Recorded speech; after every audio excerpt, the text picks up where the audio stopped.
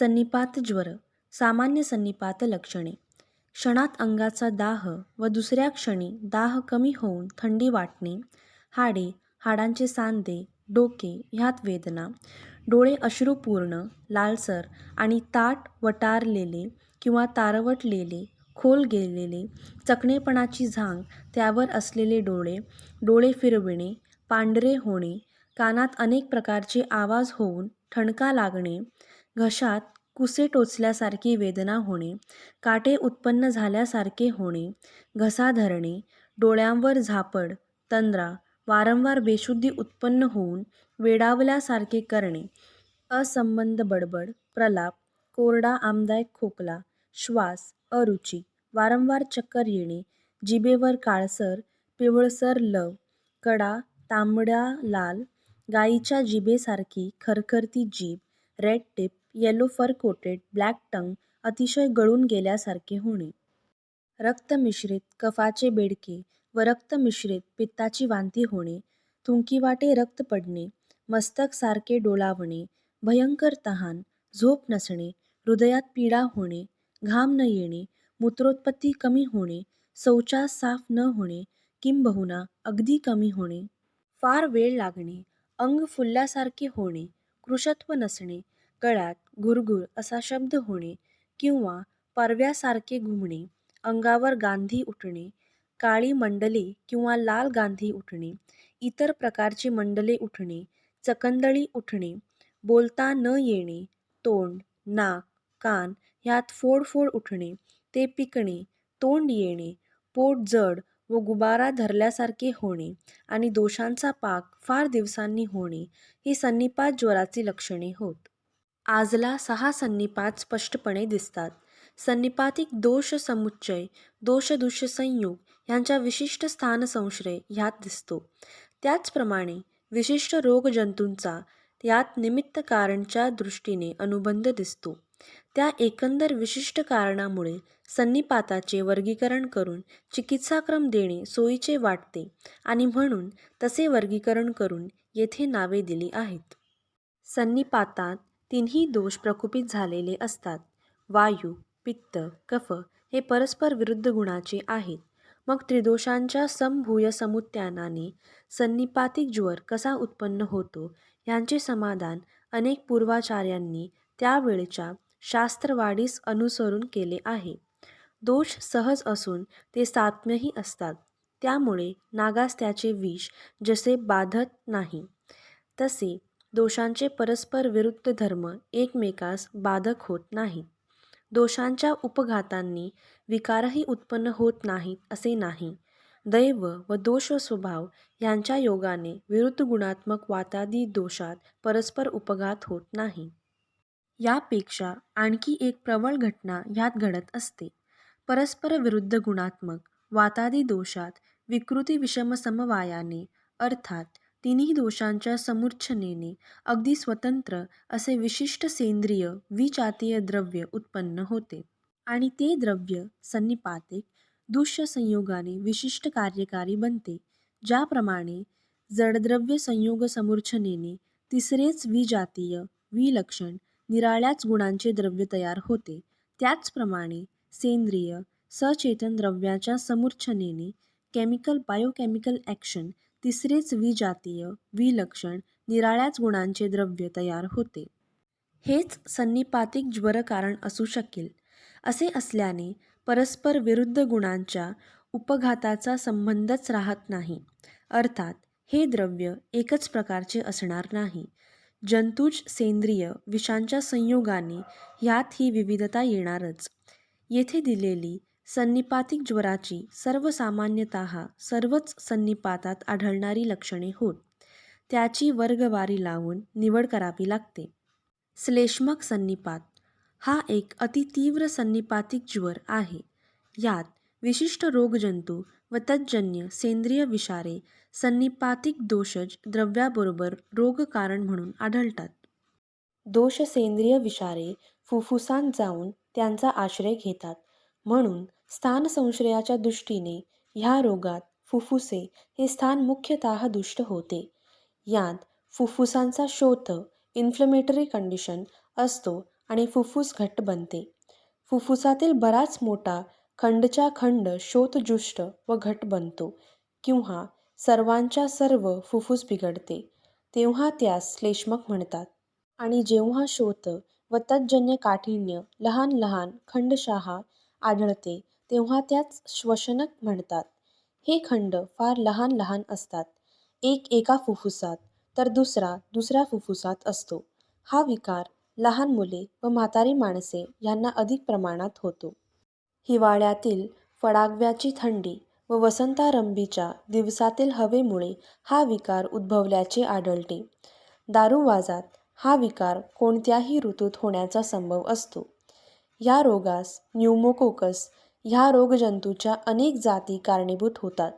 1, 2, 3 जातींचे जंतू वेगवेगळे जणूस घेता येतात. चौथी जात अद्याप स्पष्टपणे वेगळी काढता आली नाही. हे जंतू श्लेष्मल त्वचेत वा कलेत वाढतात. यांच्यापासून इतरही अनेक विकार उत्पन्न होतात. ह्या जंतूच्या बरोबर इतरही अनेक प्रकारचे जंतू ह्या रोगात आढळतात. हेच रोगजंतू काही प्रकृतीच्या माणसात आढळत असूनही त्यांना रोग उत्पन्न होत नाहीत असेही सापडते. यात दोषदृष्टी नसते. ह्या बाबतीत आयुर्वेद तत्त्वप्रणाली अधिक स्पष्ट व सुसूत्र आहे. उरस्थान हे कफाचे स्थान आहे. यातील कफधातू जोवर विषम झालेला नसतो तोवर फुफ्फुसे निरोगी असतात. कफात वैषम्य उत्पन्न झाले की त्यात दोषत्व येते, दोषदृष्टी होते. दोषांचा चय, प्रकोप, प्रसन होऊन नंतर फुफ्फुस स्थानात स्थानसंश्रय होतो. फुफ्फुसातील श्लेष्मल कलांची दृष्टी होते आणि मग त्या न्यूमोकोकाय प्रविष्ट झाले म्हणजे त्यांची वाढ होते. त्यांच्या वासाहती वाढतात. न्यूमोकोकायना श्लेष्मल त्वचेची विशेष आवड असल्याने तेथे ते वाढतात. कफदृष्टीत त्यांची वाढ होते आणि श्लेष्मक सन्निपात, फुफ्फुसावरण सन्निपात, हृदय आवरण शोथ, ग्रीवाहुंडन सन्निपात, आदमान, कर्णमूलशोथ इतर विकारही उत्पन्न होतात. यांच्याबरोबर शृंखलाजंतू, क्षयरोगक जंतू, आंतरिक जंतू, प्रतिशाय उत्पादक जंतू हे श्लेष्मकांत श्लेष्मल जंतू समवेत असल्याचे आढळते. कफदृष्टीमुळे हे जंतू कफस्थानात म्हणजे उरस्थानात वाढू शकतात. तेथे त्यांना जीवनास उपयुक्त साधन मिळते. उरस्थ फुफ्फुसातील उजव्य फुफ्फुसाचा खालचा खंड बहुशः प्रथमतः जुष्ट होतो, शोथोद्भव होतो. ह्या शोथाच्या संप्राप्तीच्या दृष्टीने 3 अवस्था फुफ्फुसात प्रतीत होतात. प्रथमावस्था फुफ्फुसांचा रंग तांबडा असतो. त्या त्या भागाचे वजन अधिक वाढते, जड होते. रक्त आभ्यंतर भागात थेंब थेंब साठू लागते. पण अशाही स्थितीत फुफ्फुसातील वाहिन्या व स्रोतसे लहान लहान फुफ्फुसकण यातून बाह्य प्राणाचे वाहन होत असते. आतून पाण्याचे बुडबुडे निघाल्याप्रमाणे कडकडल्याप्रमाणे आवाज निघतात. जलसंचयासारखे आवाज प्रत्ययात येतात. ही स्थिती विलक्षण नलिकेने जाणता येते. ह्या स्थितीतले फुफ्फुस मृत्यूनंतर परीक्षण केल्यास पाण्यावर तरते. द्वितीयावस्था अथवा घनावस्था फुफ्फुस अधिक रक्तवर्ण बनते, अधिक कठीण बनते. त्यात वायूचा आभ्यंतर भागापर्यंत प्रवेश कमी कमी होत जातो. ते पाण्यात बुडते आणि त्याची गोलाई किंवा अवकाश नष्ट होऊन ते चिमटल्यासारखे बनते. ह्या अवस्थेत फुफ्फुसावरण शोथ थोड्याफार प्रमाणात असतोच. फुफ्फुस कुरुंदाच्या दगडाप्रमाणे लालसर दिसते. फुफ्फुसातील हवेच्या सूक्ष्म पेशी अभिष्यंदाने भरून गेलेल्या असतात. तृतीयावस्था किंवा घनतरावस्था या अवस्थेत फुफ्फुस करडे पांढरे बनते. संगमरवरी दगडाप्रमाणे मऊ, गुळगुळीत आणि घट्ट पण ठिसूळ बनते. त्यातील आवाज कमी कमी होत जातात. ते दाबले असता त्यातून पूय येतो. अर्थात मरणानंतरच्या परीक्षणात हे दिसते. कारणे निदान जंतू हे या रोगाचे निमित्त कारण होय. दोषदृष्टी विशेषतः कफदृष्टी दोषदूष संयोग ही याची निश्चित समवायी व असमवायी कारणे असून त्यांना उत्तेजक अशी बाह्य कारणे घडतच असतात. ती खूप जोराची कडक थंडा पडणे, गारगार थंडथंड वाऱ्याचा जोत अंगावर वाहणे, त्यात पुष्कळ वेळ उघडे बसणे, अतिश्रम, अतिव्यवाय व्यवाय वगैरे बलनाशक करणे यांच्या योगे कफदुष्टी होते. प्रतिकार क्षमता कमी होते. कफदुष्टस जड मधुर रसयुक्त अतिस्निग्ध दुधाचे अन्न, उसाचा रस, दही, मद्यपान, दिवसा निजण्याची सवय नसता दिवसा झोपणे, तुपकट जिन्नस व तुपाची पक्वाने खाणे, बर्फ पडत असता, खूप ओलसर व गार हवा असता, सकाळी जेवण झाल्याबरोबर आणि वसंत ऋतू ही बाह्य कारणे संभवतात. अशा कारणांनी उरस्थान अवलंबक कफ स्खलनत्व अधिक होऊन कफदुष्ट झाल्यावर त्यात रोगजंतू प्रविष्ट झाल्यास त्यांनी वाढ होते आणि मग रोगावस्था प्राप्त होते. स्खलन कफजंतू वाढ होण्यास उपयुक्त माध्यम होय. लक्षणे: रोगजंतूचा प्रवेश झाल्यानंतर 1 किंवा 2 दिवसात ह्या रोगाची लक्षणे स्पष्टपणे दिसू लागतात. पूर्वरूपे या 1-2 दिवसात दिसू लागतात. रोगांची स्पष्ट लक्षणे एकदम उद्भवत असतात. खूप सपाटून थंडी वाजून येणे, तीव्र वेदनांनी उरोभाग व्याप्त होतो, कोरडा अति त्रासदायक, श्वास उच्छ्वास घेण्यास त्रासदायक आणि उरस्थान घट्टपटीने आवळल्यासारखे झाल्याने अगदी वरवरच श्वास घेता येईल असल्या प्रकारचा खोकला, तीक्ष्ण वेगवान ज्वर, तोंड लाल उमरलेले, श्वास उच्छ्वास जलद आणि वरवर केल्याप्रमाणे. नाडी पूर्ण व जलद 112 ते 120 प्रत्येक मिनिटास. बहुतेक ओष्ठपाक असतो. ज्वर सपाटून एकदम येतो, वाढतोही अतिशय लवकर. ज्वरोष्माची तीव्रता 3 ते 12 दिवसपर्यंत टिकते. 7, 9 किंवा 11-12व्या दिवशी ज्वरोष्मा कमी होऊ लागतो. ज्वर सावकाश कमी न होता एकदम 10-12 तासांच्या अवधीत उतरतो. ज्वरोष्मा नेहमीच्या अंशावर येतो. ज्वरमोक्षावस्था अत्यंत काळजीची स्थिती उत्पन्न करते. सपाटून घाम सुटतो. क्वचित तो गारही असतो. नाडीचा वेग कमी होतो. ज्वराचा चाललेला श्वास कमी होतो. शांत श्वसन सुरू होते. ह्या ज्वरमोक्षावस्थेत हृदयावर भयंकर ताण पडलेला असतो. त्यामुळे नाडीचे स्थैर्य असत नाही. त्याची फार काळजीपूर्वक चिकित्सा करावी लागते. ज्वरमोक्षावस्था कित्येक वेळा हळूहळू कमाने ज्वर उतरूनही येते तिला कमावस्था असे लायसेस म्हणतात. ज्वरमुक्तीपर्यंत ह्याच्या 4 अवस्था होतात. त्या अवस्थाभेदाने निरनिराळी लक्षणे दिसतात. अगदी प्रारंभी प्रथमावस्थेत बेडका चिकट व थोडासा पडतो. पुढच्या अवस्थेत तो पुष्कळ पडू लागतो. त्यात रक्त मिश्र असते. लोखंडाच्या गंजाच्या रंगासारख्या लालसर कफ वारंवार पडत राहतो. ज्वरमुक्तीच्या वेळी व नंतर त्यातील रक्तिमा कमी कमी होत होत अगदी नाहीशी होऊन कफ घट्ट, पांढरा, घाणकट व पुष्कळ पडतो. कित्येकांच्या कफास फार घाण येते. प्रलाप, चित्तविभ्रमादी संनिपातिक लक्षणे ह्यात फार तीव्र स्वरूपाची असतात. कित्येक रोगात ग्रीवाहुंडन किंवा शिरसोलोष्टन म्हणजे मानेची विलक्षण हालचाल, मान जोराजोराने इकडे तिकडे करणे हे लक्षण अत्यंत तीव्र स्वरूपात असते. भ्रम, मोह, तंद्रा यांनी ग्रासलेला रोगी तोंडातल्या तोंडात हळूहळू बडबडत असतो. असंबद्ध व विचूक अशी ही बडबड असते. ग्लानी अतिशय असते. नाडी अत्यंत क्षीण असते. हातापायास कांपरे भरल्यासारखा कंप सुटलेला असतो.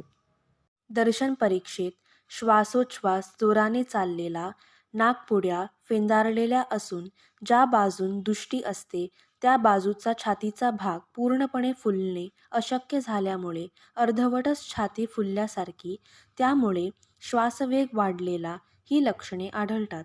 ओठांवर पापडी आल्यासारखी दिसते. स्पर्शन परीक्षेत उरोभागाचा विकास, छाती फुलणे असंपूर्ण होत असल्याचे प्रत्ययास येते. श्वसन विकृतीचा परिणाम स्वरवाहिन्यावर होऊन एक प्रकारची स्वरभंगासारखी अवस्था प्रतीत होते. उरस्थानातील अवयव घर्षणाचाही स्पर्श प्रतीत होतो. उरोभागावर हात ठेवून बोटाने वर ताडण केल्यास मरीप आवाज दुष्ट भागावर व पोकळ आवाज दुष्ट न झालेल्या भागावर ऐकू येतात. श्रवण नलिकेने फुफ्फुसात उत्पन्न होणारा आवाज ऐकून फुफ्फुसाची शोथस्थिती परीक्षिता येते. प्रथमतः शोथजुष्ट मागातून दबक असाच ध्वनी ऐकू येतो. नंतर कडकड बद्ध ध्वनी असा आवाज ऐकू येतो. शोथाने फुफ्फुस कठीण झाल्यानंतर कफाचे ध्वनी ऐकू येतात. आतून घर्षण झाल्यासारखे ध्वनी ऐकू येतात. शोथ कमी होऊन फुफ्फुस सुधरू लागल्यानंतर फुफ्फुसात पातळ कफ संचित होऊ लागतो. त्यामुळे पाण्यात नळीने फुकले असता ज्याप्रमाणे गुडगुड बुडबुड असा आवाज ऐकू येतो तसे फुफ्फुसातून आवाज ऐकू येतात. यालाच गुरगुरक असे म्हणतात. नाडी व श्वास ह्यात विषम प्रमाण उत्पन्न होते. नेहमी निरोगी अवस्थेत नाडीच्या 4 ठोक्यास श्वासानाचा 1 वेग असे प्रमाण असते.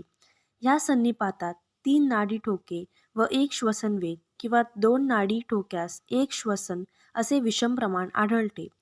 ज्वरोष्मा व नाडी यांचेही प्रमाण असेच विषम होते. ह्या रोगास उतार 5, 9 किंवा 11व्या दिवशी पडतो. कित्येक वेळेस 5व्याच दिवशी ज्वर एकदम उतरतो, पण तो खरा उतार नसतो. पुन्हा ज्वर चढतो. एकदम खूप घाम येऊन ज्वरास उतार पडल्यास मात्र खरा उतार पडला असे समजावे. हा ज्वरमोक्षकाल 9 किंवा 11व्या दिवशी येतो. कास, श्वास, रक्तनिष्ठीवन, रक्तमिश्रित कफ पडणे, ज्वरोष्मा, नाडीवेग व श्वसनवेग ह्यात वैषम्य आणि फुफ्फुस शोथ लक्षणे स्पष्ट असणे ही श्लेष्मक सन्निपाताची निदानाच्या दृष्टीने स्पष्ट लक्षणे होत. ह्याचे दोष, दोषदूष्य संयोग व स्थानदृष्टी यांच्या दृष्टीने अनेक प्रकार दिसतात. वर सांगितलेल्या लक्षण समुच्चयाने श्लेष्मक सन्निपाताचे निदान स्पष्ट करता येते. साध्य असाध्य विचार. वयोमानाने साध्यासाध्येत फरक पडतो. 20 वर्षांच्या आतील मनुष्यात हा रोग बराच साध्य असतो. त्यानंतर 60 वर्षापर्यंतच्या वयापर्यंत मध्यम प्रमाणात साध्यता दिसते. नंतरच्या उतार वयात कष्टसाध्यता दिसते. इतर आजाराने शक्ती क्षीण झालेली असता हा आजार झाल्यास दुस्साध्यता समजावी. दारूवाजास हा रोग झाल्यास दुस्साध्यच समजावा. हृदरोग असून श्लेष्मक झालेला असल्यास तो असाध्य किंवा निदान याप्य समजावा. बलवान ज्वर, सर्व लक्षणे बलवान, विशेषतः प्रलाप, चित्तविभ्रम, मूर्छा, मद, मोह व बाकींची सन्निपातिक लक्षणे तीव्र असता आणि नाडी क्षीण असता श्लेष्मक साध्य होणे कठीण पडते. चिकित्सा. ह्या रोगात आधुनिक वैद्यकाने विशेषतः डॉक्टर डेमॉक ह्या सुप्रसिद्ध जर्मन शास्त्रज्ञाने संशोधून पुरस्कृत सल्फानिलमाइड किंवा त्याच वर्गातील सल्फाथायोझोल ह्या औषधांचा चांगला उपयोग होतो असे आधुनिक वैद्यकाचे म्हणणे आहे. तसेच पेनिसिलिन ह्या औषधांचाही उपयोग होतो. सल्फा वर्गातील औषधे व पेनिसिलिन यांचा संयुक्त उपयोगही काही शास्त्रज्ञांनी केलेला आहे. सल्फा वर्गाची औषधे पोटात देता येतात. त्यांची सूचिका भरणेही देता येतात. पेनिसिलिन सूचिका भरणेच आतापर्यंत देत आले आहोत. अगदी अलीकडे त्यांचा उपयोग पोटात देण्याकडेही करतात. पेनिसिलिनची सूचिका भरणे फार वारंवार घ्यावी लागतात. या दोन्ही औषधांच्या उपयोगाचा तपशील मूळ इंग्रजी वैद्य वाङ्मयातून अभ्यासावा. येथे केवळ दिग्दर्शन केले आहे. यांचा प्रभाव सेंद्रिय विषनाशक होतो. आयुर्वेदीय पद्धतीने ह्या रोगात विशेषतः श्वसनकात प्रतिबंधक चिकित्सा करता येणे शक्य आहे. चय एव जयेत दोषम ह्या नियमान्वये कफचय दिसता वामक औषध दिल्यास पुढील सर्व अनर्थ परंपरा टाळण्याचा संभव आहे. विशेषतः लहान मुलात हा प्रयोग यशस्वी झालेला आहे. लहान मुलांना खालील औषध अगदी प्रारंभीच्या अवस्थेत दिल्यास चांगले कार्य होते. रेवाचिनीचा शिरा कफघ्न 1 गुंजा, सोनचाफ्याच्या फुलांतील कळा अर्धा गुंज, स्वादिष्ट विरेचन चूर्ण 2 गुंज, 1 मात्रा आईचे दूध व मध एकत्र करून त्यात देणे, म्हणजे वांती होऊन जुलाबही होतो. मुलास फार त्वरित आराम पडतो. कफसंचयात कफाचा स्कन्नत्व गुण वाढतो. त्यात न्यूमोकोकाय प्रविष्ट झाले म्हणजे त्यांची वाढ होते. त्यांच्यापासून सेंद्रिय विषारे निर्माण होतात आणि मग पुढची सर्व अनर्थावह लक्षण परंपरा सुरू होते. कफघ्न वामक औषधांनी स्कन्न कफ तर पडून जातोच, पण त्यानंतरही त्याचा परिणाम श्वासवाहिन्यावर होतो. कफदुष्टी नाहीशी होते. म्हणून श्लेष्मकांत प्रारंभी वामक औषध देण्याने फायदा होतो. प्रारंभीच्याही अगोदर कफसंचयावस्था असताना याचा अधिक फायदा होणे शक्य आहे. श्लेष्मकांत आभ्यंतर व बाह्य असे उभयविध उपचार करावे लागतात. खालील असिद्ध औषधांचा उपयोग आभ्यंतर उपचारात करावा. धमासा, गोखरू, रिंगणीमूळ प्रत्येकी वयोमानाप्रमाणे 3 मासे ते 1 तोलाप्रमाणे घेऊन पावशेर पाण्यात अष्टमांस काढा करून तो वारंवार थोडा थोडा देत राहणे. रिंगणीमूळ, डोरलीमूळ, सुंठ, मिरे, धणे व देवदार प्रत्येकी 3 मासे ते 1 तोळाप्रमाण 40 तोळे पाण्याचा अष्टमांस काढा वारंवार थोडा थोडा देणे. ज्वर अधिक असून कफातून रक्त पडत असेल किंवा लोखंडाच्या गंजासारखा लालसर कफ पडत असेल तर चंदन, पद्मकाष्ठ, कुटकी, पिटवण, धमासा, पित्तपापडा व पोखरमूल यांच्या वरील प्रमाणेच काढा करून वारंवार पिण्यास द्यावा. कफ कमी, कोरडा खोकला, श्वास असता, ज्येष्ठमध, बेहेड्याची टरफले, अडुळसाची पाने, पोखरमूल, दालचिनी व खडीसाखर प्रत्येकी अर्धा तोळाप्रमाणे घेऊन 40 तोळे पाण्यात अष्टमांस काढा करून नंतर त्यात 4 ते 6 थेंब लसुणाचा रस मिश्र करून तो वारंवार द्यावा. तुळशीच्या पानाचा रस 2 लहान चमचे, आल्याचा रस 1 लहान चमचा, माक्याचा रस 1 लहान चमचा, मोरावळ्याचा पाक 2 लहान चमचे एकत्र खलून वारंवार चाटण करावे. श्लेष्मकांतील कफवृद्धीत याचा उपयोग चांगला होतो. बडबड, बेशुद्धी व कंठात घरघर असता लसूण व शेवग्याची साल यांचा प्रत्येकी 5-5 थेंब रस ह्यात मिश्र करावा. हिंगू कर्पूर वटिका वारंवार थंड पाण्याबरोबर गिळण्यास देणे. सिद्ध औषधी चिकित्सा. श्लेष्मकातील अवस्थाभेदाने ही चिकित्सा करणे इष्ट असते. प्रथमावस्थेत सपाटून तीव्र ज्वर असतो. उरस्थानात शूल, तृष्णा, दाह, शीर्षशूल असून कास व श्वसन संकोच ही लक्षणे असता लक्ष्मीनारायण रस देणे फार उपयुक्त होय. लक्ष्मीनारायण रस 1 गुंज, प्रवाळ भस्म 1 गुंज, मृगशृंग भस्म 1 गुंज व गुळवेल सत्व 4 गुंजा चांगले एकत्र खलून त्याच्यासारख्या 4 पुड्या कराव्यात. दिवसातून 4 वेळा 1 पुडी प्रत्येक वेळी 1 चमचाभर मोरावळ्याच्या पाकात चाटवावी. कफाबरोबर रक्त, लोखंडाच्या गंजासारखा लालसर कफ, ज्वरवेग तीक्ष्ण, शूल, कास, श्वसन ही लक्षणे असता चंद्रकला रस 1 ते 2 गुंजा, लाक्षाचूर्ण 1 ते 4 गुंजा, प्रवाळ भस्म 1 ते 2 गुंजा, गुळवेल सत्व 4 गुंजा एकत्र खलून अडुळसाचा रस 1 तोळा व त्यात थोडी म्हणजे 3 मासे साखर टाकून त्यात वरील मिश्र करून वारंवार चाटण द्यावे. ज्वर फार नसेल आणि रक्तस्राव बराच असेल तर सुवर्णमाक्षिक भस्म 1 ते 2 गुंज, प्रवाळ भस्म 1 ते 2 गुंजा, हरिद्राचूर्ण 2 ते 6 गुंजा, लाक्षाचूर्ण 1 ते 4 गुंजा एकत्र खलून लाल कमळाच्या लेहातून मिश्र करून चाटवावे. लाल कमळास पुंडरीक म्हणतात. त्याची ओली फुले मिळाली तर त्याचा रस द्यावा. बाळल्या फुलांच्या पाकळ्या घेऊन त्याचा अष्टमांस काढा करावा. गाळून घेऊन समभाग साखर घालून 1 तारी चाचणी करावी. म्हणजे कमळाचा लेह तयार झाला. अडुळसाच्या लेहाचाही असाच उपयोग होतो. कफातून पडणारे रक्त बंद होऊन पांढरा, चिकट, घट्ट व घणकट कफ व त्याबरोबर खोकला श्वास असता समीर पन्नगरस 1 गुंजा ते अर्धा गुंजा, टाकण खाराची लाही 1 ते 4 गुंजा, यष्टी मधुकल्प 2 ते 6 गुंजा एकत्र खलून सारख्या 4 पुड्या करणे. दिवसातून 4 पुड्या चमचावर मध घेऊन त्यातून देणे. नंबर 4च्या असिद्ध औषधी चिकित्सेतील काढा लसूण वर्ज करून या मिश्रणानंतर दिल्यास फायदा होतो. कफाची फारच घाण असेल आणि अगदी असह्य असेल तर रससिंदूर अर्धा ते 1 गुंज, मृगशृंग भस्म 2 ते 4 गुंज एकत्र खलून त्याच्यासारख्या 4 पुड्या करून दिवसातून 4 पुड्या साखरेच्या पांकात वेलचीचे तेल 5 थेंब मिश्र करून त्याबरोबर देण्याचे करावे. त्याचबरोबर सीतोफलादी चूर्ण 1 ते 1.5 मासाप्रमाणे तूप व मध त्यातून चाटवावे. तालिसादी चूर्ण 1 ते 1.5 मासाप्रमाणे त्यात साखरेच्या पांकात अगर मनुकाच्या लेहात देता येते. नाडीचा वेग मंद, श्वसन कष्टाचे, कासही वेताचा, तंद्रा, मोह, भ्रम, ग्लानी आणि शक्तिपात तीव्र असता.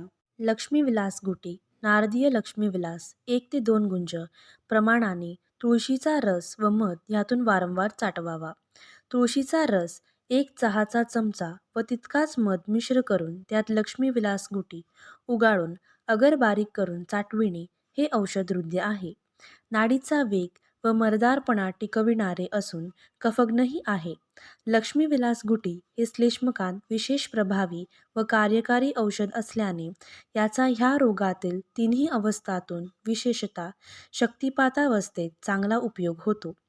ह्यात भीमसेनी कापूर, अभ्रक वगैरे औषधे आहे, त्यामुळे हे प्रभावी ठरते. याच अवस्थेत नाडी अगदी क्षीण व सुतासारखी होऊन नाडी सुटल्यासारखी झाल्यास हेमगर्भ मात्रा 1/8 ते पाव गुंजा, आल्याचा रस 1 चमचाभर, मोरावळ्याचा पाक 1 चमचाभर मिश्र करून हे मिश्रण वारंवार चाटण्यास द्यावे.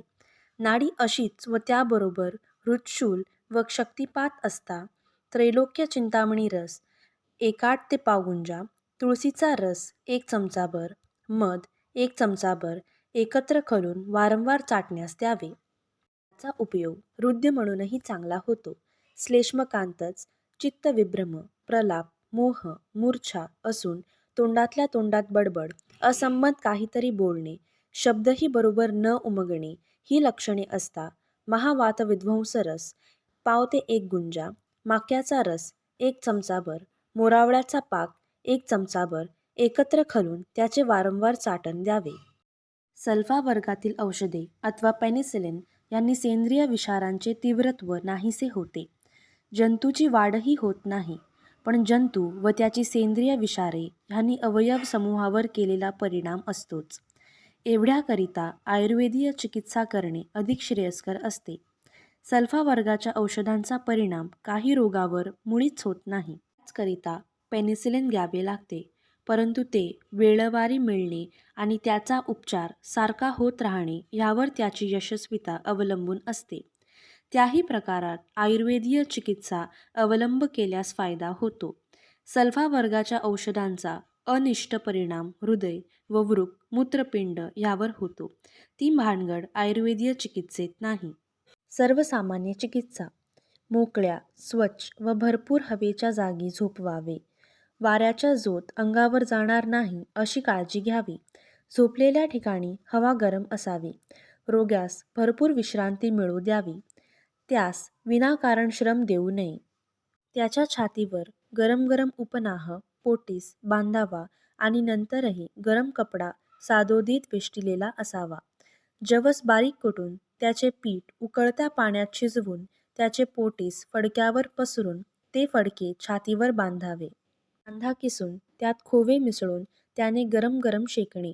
कुक्षिशूलात मोहरीची पूड मिसळून तयार केलेला उपनाह फार प्रशस्त होय. कफवातज्वरात सांगितलेला फुफ्फुस शोथावरील लेप यातही प्रशस्त होय. या विकारात पातळ अन्न, विशेषतः साळीच्या लाह्याचे तरवणी, मुगाचा कट, चहा, कॉफी, कोको, दूध व पाणी मिश्र करून त्यात थोडेसे ग्लुकोज टाकून उकळून व मोसंबी, संत्री, डाळिंब व द्राक्षे ह्या ज्वरापह फलरसांची पेये, अगर रसच, पातळ कण्हेरी, ज्वारी बाजरीच्या लाह्याचे पीठ, जवांची पेया, युष, मांस खाणाऱ्यांना मांसरस नियमित वेळी प्रमाणशीर द्यावे. शौचाकरिता पहिल्या 1-2 दिवसात एखादे स्वादिष्ट विरेचनासारखे विरेचन द्यावे. नंतर बस्ती द्यावा. मात्रा बस्ती प्रशस्त ज्वरवेग अत्यंत वाढल्यास रोग्याचे अंग कोमट पाण्याने पुसून काढावे. कोमट पाण्याच्या अवगाह स्वेदही प्रशस्त. जरुरीप्रमाणे हे अनेक वेळा करावे. निद्रानाश किंवा निद्रा अल्पत्व असून त्याने त्रास होत असल्यास सुवर्णमाक्षिक 1 गुंज व सुंठीचे चूर्ण 1 गुंज व अश्वगंधा कल्प 2 गुंज एकत्र करून रात्री मधातून दिल्यास झोप उत्तम येते. पारसिक यवानी चूर्ण 4 ते 6 गुंजा, साखर 6 गुंजा मिश्र करून रात्री झोपताना पाण्याबरोबर दिल्यास झोप उत्तम येते. हृदय फार क्षीण होते, नाडी क्षीण होते, अशा वेळी लक्ष्मीविलास गुटी 1 ते 2 गुंज आल्याचा रस व मध यात साठवावी. हेमगर्भ, त्रैलोक्य चिंतामणी ह्याचा फार थोडा व काळजीपूर्वक उपयोग करावा. रससुंदर दिल्यास शुष्कत्व येते. पंचसूत 1/10 ते अर्धा गुंजा प्रमाणाने दिल्यास कफातील घाण व फुफ्फुस आवरणातील अत्यंत द्रव कफ शोषला जातो. पण ही औषधे फार कडक आहेत हे ध्यानी असावे. श्वसनक सन्निपात ज्वर. श्वसनक व श्लेष्मकांतील भेदाचे वर्णन श्लेष्मकाच्या प्रारंभीच्या वर्णात दिलेच आहेत. यात दोष, कफ, दुष्ये, रस, रक्त, मांस, स्थान, उर अर्थात फुफ्फुसे, श्वासवाहिन्या, श्वासवह लहान लहान स्रोतसे आणि अत्यंत लहान फुफ्फुस अणू ही दुष्ट झालेली असतात. त्यामुळे लहान लहान खंडच एकात एक अगर अनेक तर दुसऱ्यात असेच खंड शोथयुक्त झाल्याचे आढळतात. त्यातही कफाचे स्खलनत्व वाढते. त्यात जंतूची वाढ होते. सेंद्रिय विषारे तयार होतात. त्यांच्यामुळे स्थानदुष्टी होते. लहान मुले, विशेषतः 2 वर्षांच्या खालील वयांची, अंगावर पिळणारी मुले ह्या रोगाने पीडित होतात. मूळदूस, अयुक्ताहरज, अबलत्व यात हा रोग होण्याची शक्यता अधिक. अगदी उत्तम, सशक्त, बाळसेदार मुलांनासुद्धा थंडीच्या कडाक्याने, पावसात भिजल्याने, गार वाऱ्याच्या त्रासाने हा रोग उद्भवल्याचे सापडते. श्लेष्मकात आढळणारे रोगजंतूच ह्यातही आढळतात. याला उडते, ससणी, सुशी, पोटातले, दवा, छाती, दाटणे असे व्यवहारात म्हणतात. हा विकार वृद्धांनाही होतो. त्यांच्या विकारास वरील नावे देत नाही. दम्याच्या सदरात त्यास घालतात. संप्राप्तीच्या दृष्टीने ह्यात व श्लेष्मकात विस्ताराच्या बाबतीत काय तो फरक आढळतो. ह्यात लहान लहान फुफ्फुस खंड इत्स्ततः दुष्ट होतात. श्लेष्मकात सर्व अथवा दोन्ही फुफ्फुसे दुष्ट होतात. ह्यात फुफ्फुसावरण शोथ कुक्षिशूलही असतात. लक्षणे. ह्या ज्वरात एकदम ज्वरोष्मा चढतो, वांती होते, थंडी सपाटून वाजून ताप भरतो, कित्येक मुलांना आकंडी येते, बालग्रहासारखे झटके येतात, कोरडा त्रासदायक खोकला, प्रतिशाय, नाक चोंदाळल्यासारखे होणे, फटाफटा शिंका येणे, त्रासदायक व कोंडल्यासारखा जोराने घ्यावा लागणारा श्वास, पोट हबकणे, बसा खालवर होतात, उडतात ही लक्षणे फार सत्वर होऊन लागतात. बेडका सुटतच नाही. सुटलाच तर लहान मुले तो गिळून टाकतात. त्यामुळे कफ बाहेर पडत नाही. ज्वरोष्मा पुष्कळ वेळा तीव्र 103 ते 104 पर्यंत असतो. वाताची लक्षणे प्रताप, भ्रम, मोह, मूर्छा, तंद्रा, स्तन्यास इत्यादी कित्येकांना होतात. ज्वर एकदम उतरतो. फुफ्फुस दृष्टीची सर्व लक्षणे श्लेष्मकाप्रमाणेच असतात, परंतु इतस्ततः खंडशः ती प्रत्ययास येतात. ह्या ज्वरात 3रे किंवा 7वे दिवशी ज्वर उतरतो, परंतु एक भाग दुरुस्त होतो, दुसरा बिघडतो, तो दुरुस्त होऊन 3रा बिघडतो, असे त्यांचे व्याधीचक्र पुष्कळ दिवसापर्यंत चालते. ह्या रोगातून रोगी पुष्कळच सुधारतात. अगदी अशक्त, रोड मुलांना अधिक त्रास होतो. श्वसनकाचा विकार इतर रोगात संकर म्हणून व उपद्रव म्हणूनही उत्पन्न होतो. चिकित्सा. लहान मुलांना प्रथमतः वमन द्यावे. रेवाचिनीचा शिरा 1 गुंज, कडू वृंदावनच्या फळाचे चूर्ण 1 गुंज, सैंधव पाव गुंज, हळद 1 गुंज एकत्र करून आईचे दूध चमचाभर व मध 4 थेंबे एकत्र करून देणे. म्हाताऱ्या माणसास वमन देऊ नये. त्यांना शमन चिकित्साच योग्य. लहान मुलांना शक्यतोवर मधुर रसात्मक औषधे द्यावीत. कडू औषधे एखाद्या वेळी चालतील, पण तिखट, खारट व आंबट औषधे अगदी देऊ नये. वांतीच्या औषधाने पोटातून चिकट व फेसाळ, घट्ट असा कफ पडून जातो आणि कफ पातळ होऊन रोग्याची घुसमट कमी होते.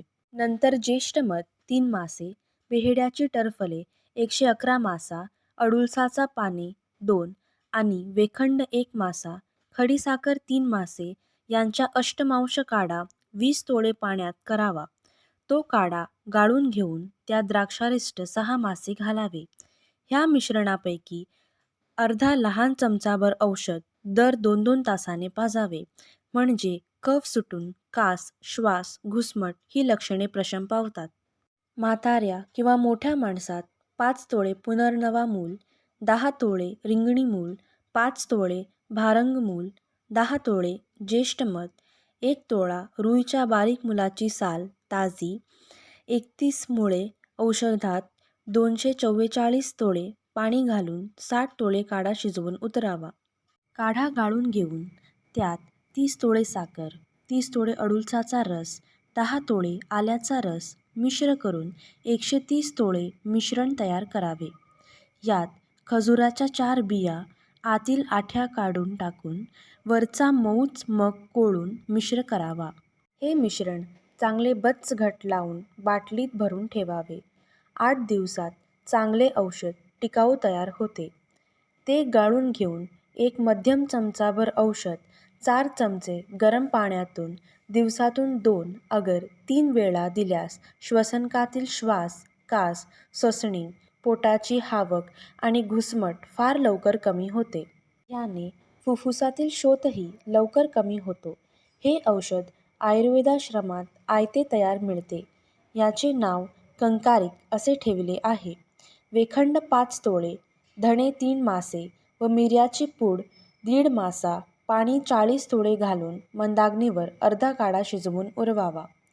थंड झाल्यावर त्यात थोडा मध मिश्र करून मोठ्या माणसास दिवसात 3 वेळा प्रत्येक वेळी 2 ते 3 तोळे प्रमाणाने आणि लहान मुलास लहान चमचाभर थोडी साखर घालून दिल्याने कफ सुटतो व घबराट बंद होऊन श्वास चांगला घेऊन येऊ लागतो. याच अवस्थेत पित्तप्रधान लक्षणे म्हणजे दाह, तगमग, बिलकुल चैन न पडणे, अरती व निद्रानाश ही असता.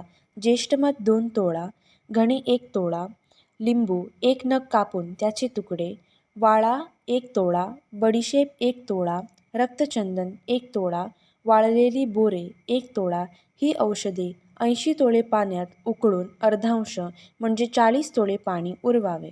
ते मिश्रण थंड झाल्यावर थोडासा मध टाकून वारंवार 2-2 तासांनी 2-2 चमचे मिश्रण पिण्यास द्यावे. याने दाह, तृष्णा, घबराट कमी होऊन श्वास, कास व ज्वरही कमी कमी होत जातात. श्वसनकात ही लक्षणे विकृती विषम समवायाने उत्पन्न होतात. मंदाराची फुले वाळवून अगर ओली 1 तोळा, रुईच्या झाडाच्या कोवळ्या डिऱ्या 1 तोळा, काकवी 10 तोळे ह्याचा पाक करावा. तो चांगला मुरला म्हणजे तो पाक 10-10 थेंब प्रमाणाने दिवसातून 3 ते 4 वेळा चाटवावा. कफ सुटू लागतो आणि श्वास, कासही कमी होतो. निरगुंडीच्या पानाचा रस लहान अर्धा चमचा, मध 1 चमचाभर आणि त्यात टांकण खाऱ्याच्या लाईचे चूर्ण 1 गुंज मिश्र करून सकाळी 1 वेळ थोडे थोडे चाटवावे. याने श्वसनकातील सूज फार लवकर शमते. कायफळ, पोखरमूळ, काकडशिंगी तिन्ही समभाग व पिंपळी एकाठ भाग असे चूर्ण करून 1 अगर 2 गुंजा चूर्ण मधाशी चाटविण्यास कास, श्वास, ज्वर कमी होऊन कफाचाही शमन होतो. सिद्ध औषधे द्राक्षारिष्ट 1 चमचाभर, पुनर्नवासव 1 चमचाभर, कुमारी आसव 1 चमचाभर, शुद्धोदक 3 चमचे मिश्र करून दर 3 तासांनी चमचाभर मिश्रण तितक्याच कोंबट पाण्यातून द्यावे. चंद्रशेखर रस 1 ते 2 गुंज प्रमाणाने मधातून लहान मुलास वारंवार चाटण द्यावे. मोठ्या माणसास 2 ते 4 गुंजा प्रमाणाने आल्याचा रस व मध यात चाटण द्यावे. बालार्क न 2 अर्धा ते 1 गुंज, यष्टीमधुकल्प 2 ते 4 गुंज एकत्र खलून साखरेच्या पाकात चाटण करावे. मृगशृंग भस्म 1 ते 4 गुंजा, प्रवाळ भस्म 1 ते 2 गुंजा, सीतोपलादी चूर्ण 2 ते 6 गुंजा एकत्र खलून सारख्या 4 पुड्या करून त्या दिवसातून 4 वेळा मधातून अगर साखरेच्या पाकातून देणे. लहान मुलास हरिणाच्या शिंगाचे भस्म द्यावे. ह्याशिवाय श्लेष्मकातील सर्व उपक्रम अवस्थाभेदाने ह्यातही उपयोगी पडते. आहार-विहार श्लेष्मकाप्रमाणे योजावे. श्लेष्मकात सांगितलेले छातीवर लावण्याचे लेप उपनाह, गरम पिशवीचा शेक, स्वेद ह्यात उपयोगी पडतात. छाती दुखत असल्यास कायफळाच्या लेपाने फायदा होतो.